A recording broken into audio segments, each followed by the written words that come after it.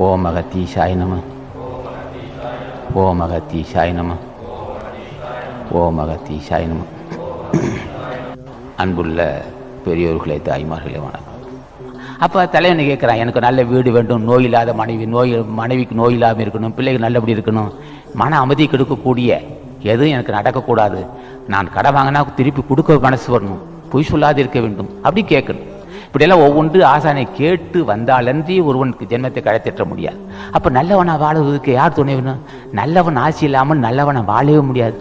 ஏன் வறுமை வந்தால் எப்படியா வல்லவனும்? சொல் பரட்டு வரும்.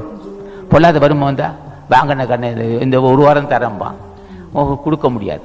வாங்கின கண்ணை கொடுக்க முடியாத சூழ்நிலை வரும். என்ன செய்வான்? போய் பேசுவான். அவன்கிட்ட மறைய ஆள் இருக்கும்போதே ஊருக்கு போட்டு போயிடுவான், வேற எங்கே போயிடுவான். ஆக வாங்கின கடனை கொடுப்பதற்கு ஆசி வேண்டும், தக்க சமயத்து உதவி செய்திருக்கான ஒருவன் நன்றி பாராதிருக்கணும்.